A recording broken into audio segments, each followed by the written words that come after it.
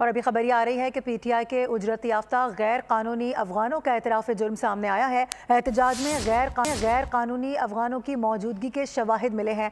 बात करेंगे नुमाइंदा खुसूसी सलमान आवान हमें ज्वाइन कर रहे हैं। सलमान, क्या एतराफ़ किया गया?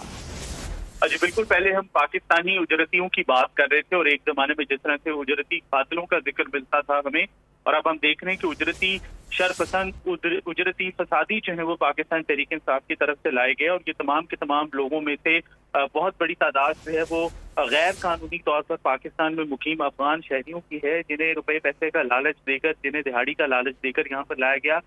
और अब उन सब की स्टेटमेंट जो है वो सामने आ रही है, जिसमें हम देख रहे हैं कि वो वज़ीर आला खैबर पख्तूनख्वा अली अमीन गंडापुर, जो कि उस रोज वफाक पर हमलावर हुए थे, उन समेत पीटीआई की जो दीगर क़यादत है उस पर हमें इल्जाम लगाते दिखाई देते हैं, उनकी तरफ उंगलियां उठाते दिखाई देते हैं। और उनका कहना है कि उन्हें यहाँ पर दंगा फसाद करने के लिए, मारपीट करने के लिए, तोड़ फोड़ करने के लिए लाया गया था।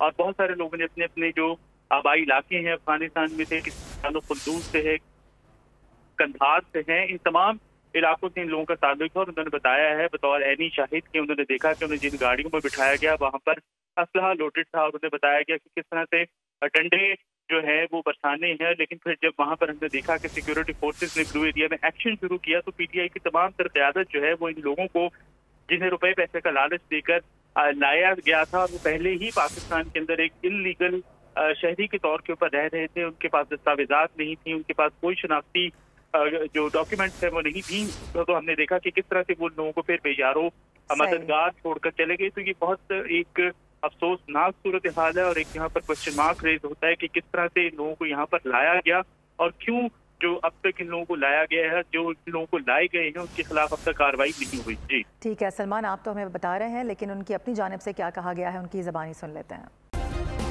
सब्सक्राइब करें और बेल दबाएं ताकि कोई खबर रह न जाए।